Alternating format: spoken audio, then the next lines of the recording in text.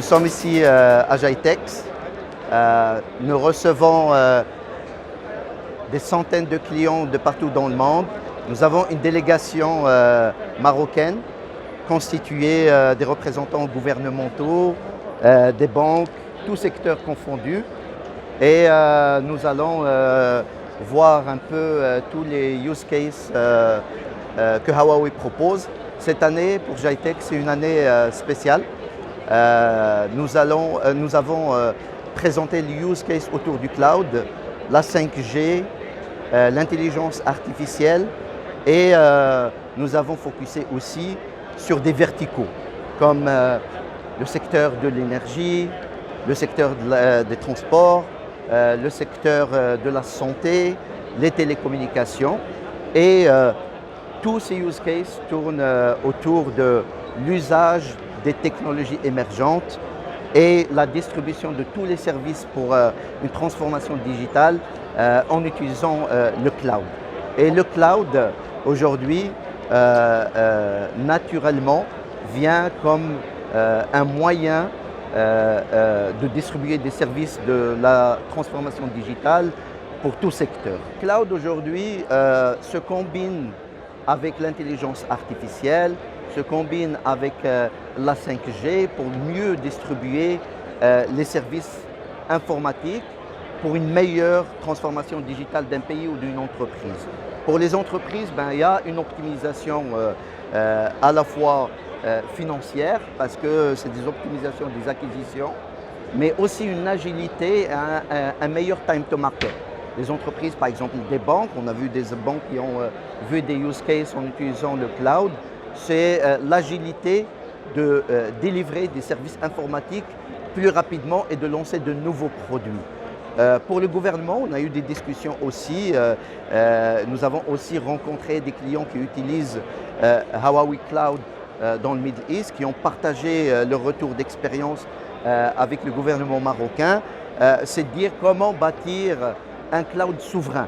Un cloud qui permet la protection de nos données nationales et qui permet au gouvernement marocain d'avoir une meilleure agilité et une meilleure protection de la donnée parce que la souveraineté est stratégique. Je suis ravi de vous accueillir au GITEX Dubaï 2021 sur le stand Huawei.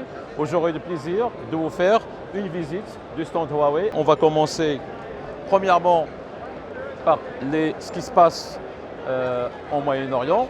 Comme vous pouvez le voir ici sur cet écran-là, sur la partie gauche, on voit qu'il y a 6 pays qui ont déjà déployé la 5G avec Huawei. Nous avons déjà déployé la 5G en Arabie Saoudite, Oman, les Émirats, le Bahreïn, le Koweït.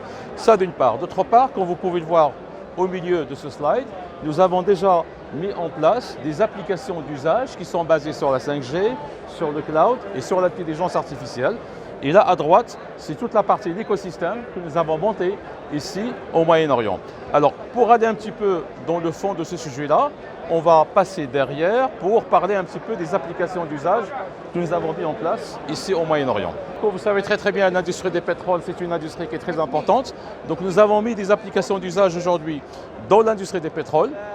Les ports intelligents aujourd'hui, donc on gère aujourd'hui avec le cloud, 5G et l'intelligence artificielle dans le domaine des utilities, dans le domaine de l'électricité et également dans l'industrie des mines. Aujourd'hui, on sait très bien que dans l'industrie des mines, il y a le travail qui est pénible, donc on a la possibilité de téléguider donc, les engins qui sont dans les mines à distance. Et donc ça permet d'avoir un confort de travail, une meilleure sécurité et une meilleure efficacité au niveau de travail. Alors, juste là, derrière, on a un vrai centre de commandement de ce qu'on appelle une Smart City, une ville intelligente. C'est un déploiement aujourd'hui qui a été mis en place en Chine. Et aujourd'hui, donc ce déploiement-là, avec ce centre de commandement, nous avons effectivement une vue en temps réel sur ce qui se passe au niveau de la ville, au niveau de la région. Que ce soit au niveau du trafic, que ce soit au niveau de la partie économique des sociétés qui recrutent, le nombre d'emplois. Bref, nous avons une vie synthétique dans un centre de commandement et qui permet donc d'alerter les responsables en temps réel. Donc bien sûr, ici vous pouvez regarder la qualité de l'air. Donc on peut regarder effectivement la partie gouvernement affaires en bas. Et en fait, avec la technologie des Internet des objets, on capture des données, on les traite dans un cloud avec la plateforme de Big Data et d'intelligence artificielle, et par la suite, on permet effectivement d'avoir un affichage synthétique dans un centre de commandement pour le suivi de la ville intelligente. Ici, donc, c'est une solution pour la gestion du trafic. Aujourd'hui, on sait très bien, dans toutes les grandes villes, c'est un gros problème pour la gestion du trafic. Donc il y a la pollution, bien sûr, ça on le sait, mais surtout donc, la gestion de trafic est très compliquée. Donc on met des caméras intelligentes, comme là, et des capteurs qui permettent de collecter des données qui sont traitées au niveau d'une plateforme de cloud et d'intelligence artificielle, et avec un centre de commandement, donc ça permet effectivement de rendre le trafic fluide. Donc ça, c'est une solution qui est déployée dans plusieurs villes dans le monde, Smart Traffic. Et là, ce que vous voyez là, en fait, c'est un écran qu'on regarde ici, donc sur le Digital Gouvernement. C'est un déploiement réel que nous avons mis en place ici aux Emirates. Et on voit très bien effectivement comment nous avons mis en place des solutions e-gov qui sont basées sur ce qu'on appelle un cloud souverain, et donc qui permet effectivement de mettre en place des solutions pour la partie gouvernement, la partie santé et la partie éducation. Et toutes les applications, ils sont traitées au niveau du cloud ici. Bienvenue à Dubaï, chez Huawei Digital Power. Donc voici notre stand. Comme vous pouvez le voir, on présente des solutions très innovantes pour réduire l'empreinte carbone. Il faut savoir que le marché du data center est un marché qui explose du fait de la digitalisation de la plupart de nos clients. Donc ici, je vous présente de façon très interactive en fait un data center qui est complètement modulaire et qui est basé sur une solution préfabriquée. Pourquoi? Parce que les clients sont de plus en plus intéressés pour une construction de data center très rapide. On est sur un timing de l'ordre de 9 mois. Donc 9 mois entre le moment où vous avez votre terrain et on vous donne les clés de votre data center. En 9 mois. En 9 mois de temps. Et cela est valable à travers le monde. La raison pour laquelle on est capable de pouvoir avoir un délai aussi court en termes de réalisation de data center, c'est qu'on va fabriquer des modules en usine qui sont déjà préfabriqués, des modules, comme vous pouvez voir ici, des modules de puissance où vous allez avoir intégré donc l'onduleur, le switchgear, les batteries, éventuellement de transformeurs dedans. Ici, vous avez un module de cooling, donc de refroidissement, et tout ça va s'associer comme des Lego pour permettre de faire la construction de votre data center. Ici, vous avez des modules extérieurs de evaporative cooling. Ici, vous avez toute la partie dans l'espace blanc qu'on appelle le white space en anglais, où les clients vont mettre leur rack. Là, pareil, ces modules font 12 mètres de long par 3 mètres de large et on va les assembler comme un Lego et on va pouvoir les empiler jusqu'à 5 étages. Grâce à cette technologie, Huawei aujourd'hui domine le marché du data center quand il s'agit de très gros data centers. Après, on a d'autres solutions qui sont pour des data centers de petite taille. Donc, on a des accords et un partenariat très fort avec Uptime Institute où on a développé ce qu'on appelle des data centers Edge, data center ready. Donc, des data centers qui ont 24, 56 et 104 racks qui peuvent être aussi évolutifs et qui ont déjà un TCCD et un TCCF, donc ce qu'on appelle tout ce qui est design et facilities. Je visite GTEX pour découvrir les tendances technologiques, notamment dans le domaine digital. Et ce que je constate, c'est qu'effectivement, il y a de grandes tendances qui marquent cette édition, notamment tout ce qui est basé sur l'intelligence artificielle, qui se confirme et qui est utilisé dans tous les domaines pratiquement, mais également d'autres tendances, notamment la 5G, mais également d'autres technologies comme la blockchain, comme tout ce qui est big data, analyse, etc. Et donc on voit que la technologie a fait un très grand pas en avant et aujourd'hui ça devient un levier fondamental pour le développement de tous les pays. Je pense aussi que la présence marocaine est à féliciter, dans le sens où nous sommes déjà présents, mais également j'ai pu constater la présence d'un certain nombre de start-up marocaines qui exposent des solutions très novatrices, des solutions qui un petit peu s'inscrivent dans ces tendances que nous voyons dans le salon. Donc ça permet de montrer ce que notre pays est en train de faire également dans ce domaine. Le cloud, c'est une tendance qui s'impose. On ne se pose plus de questions maintenant sur l'utilisation des clouds.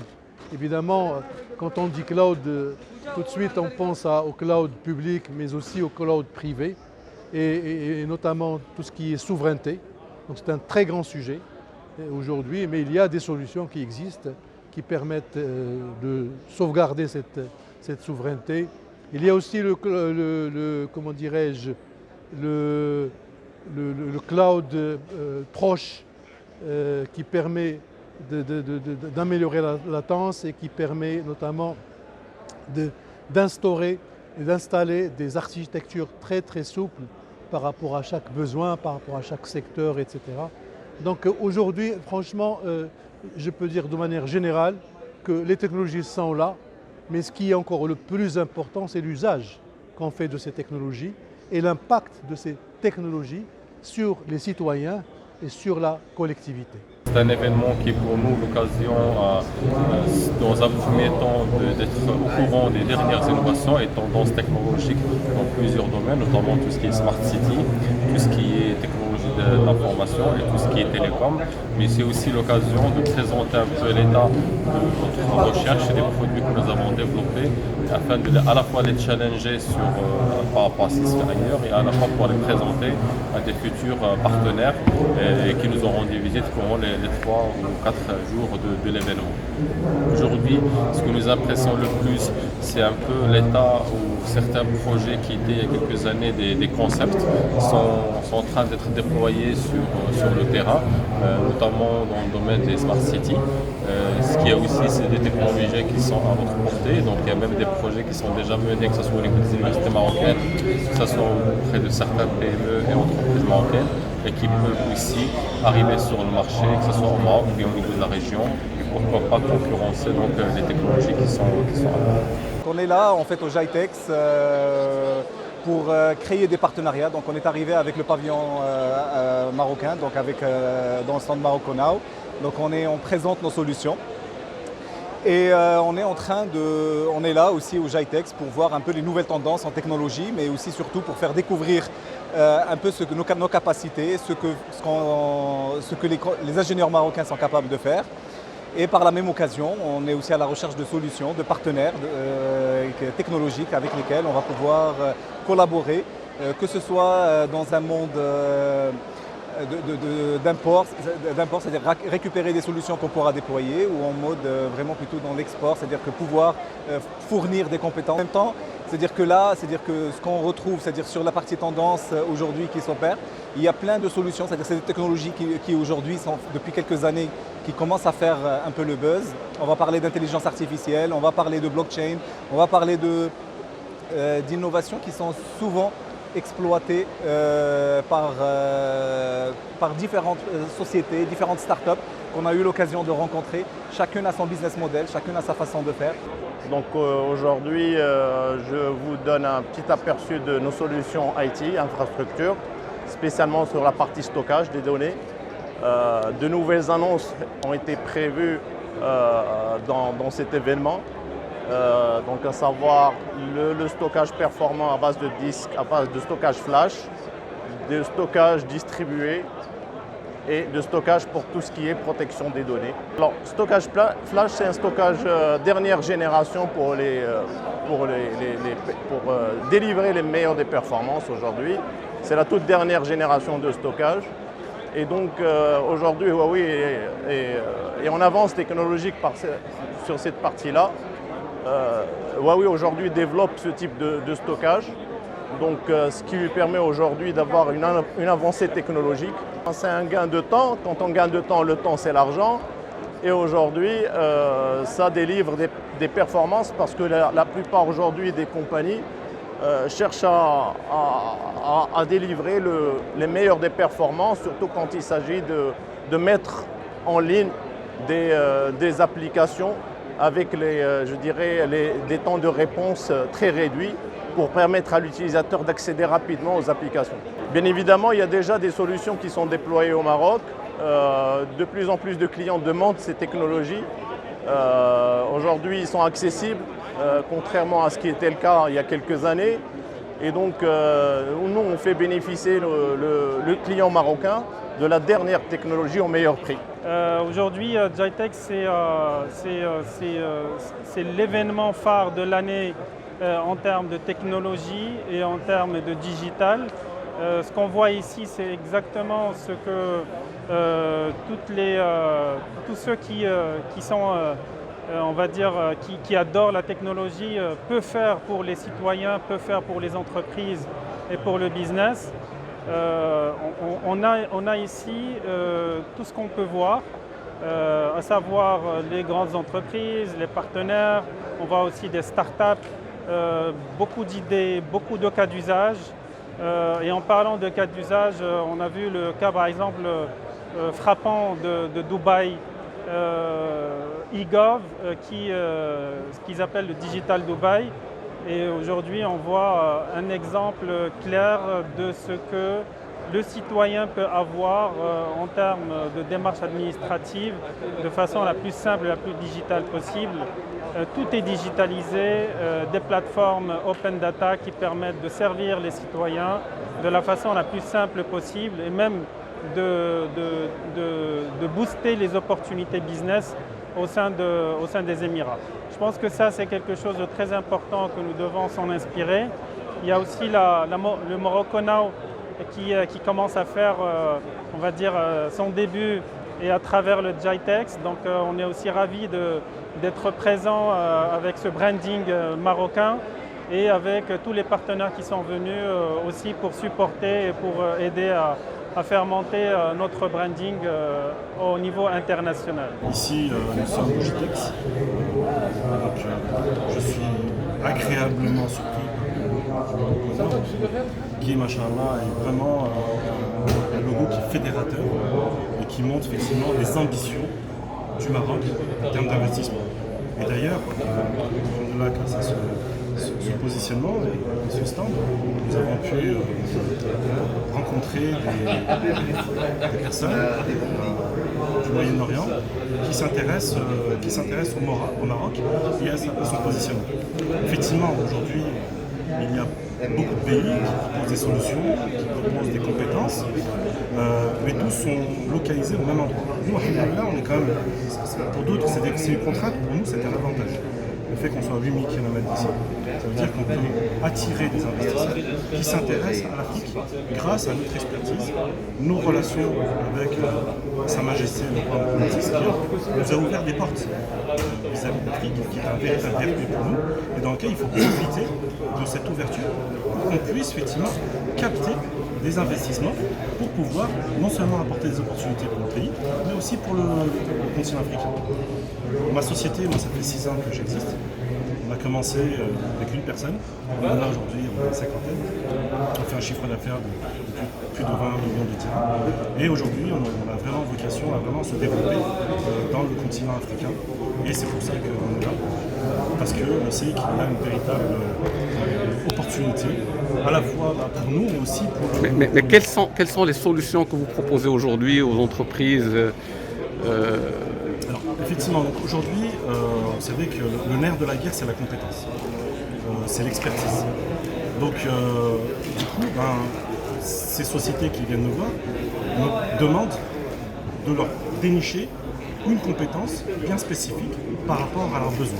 Donc aussi bien pour développer des applications, que ce soit des softwares mobiles ou locales.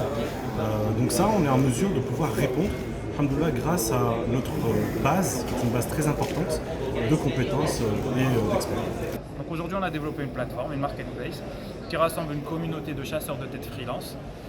Aujourd'hui, on en a 150 sur 5 pays, sur le Maroc, la Tunisie, Cameroun, Sénégal et Cameroun, et la Côte d'Ivoire, pardon. Et ces chasseurs de tête, une fois qu'ils sont intégrés sur notre plateforme, parce que c'est une marketplace qui est fermée, ils ont accès à des leads missions pour travailler, ils ont accès à des algorithmes innovants pour optimiser leur travail sur le recrutement. Et surtout, on a développé quelque chose de très innovant qu'on appelle le data sharing. C'est-à-dire que le travail de chaque personne de cette communauté, en fonction de leur statut, est partagé avec le reste de la communauté.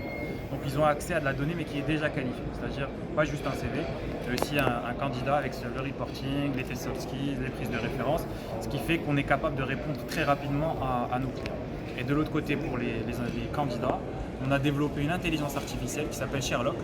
Sherlock, en fait, aide les candidats à optimiser leur recherche de travail. Comment ? Une fois que le candidat va mettre le CV sur Sherlock, ça va analyser en temps réel le format et le contenu et ça va lui donner des conseils en temps réel. Donc de cette façon-là, aujourd'hui, on arrive à régler un problème majeur qui est l'économie et donc optimiser le pouvoir d'achat, il y a moins de chômage, de l'impôt sur le revenu pour les sociétés. On a plus de 60 entreprises aujourd'hui. Et votre présence sur le GITEX? Alors aujourd'hui, en fait, on vient avec l'APB. On a été retenu pour venir exposer pendant ce GITEX-là, parce qu'aujourd'hui, on a un modèle qui fonctionne très bien et qui est complètement transportable sur ces pays, donc à partir de Dubaï pour travailler sur le Middle East.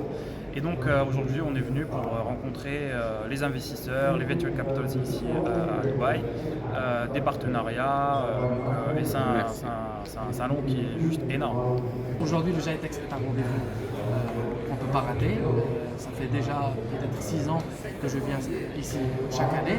Et pour nous, en tant que Marocains, c'est l'occasion de retrouver les leaders de notre secteur, de mettre à jour et se mettre à jour par rapport à ce qui se passe autour de nous. Et 3, bien entendu, essayer d'avoir du business. Alors c'est quoi Kentpin? C'est la gamification de la banque pour les enfants. Nous avons eu la chance de travailler sur ça avec une banque marocaine. Nous avons vendu la solution à une banque marocaine et qui aujourd'hui essaye de créer avec nous un nouveau champion national. C'est pour ça qu'aujourd'hui à Dubaï, nous essayons de vendre cette même solution à d'autres banques un peu partout dans le monde.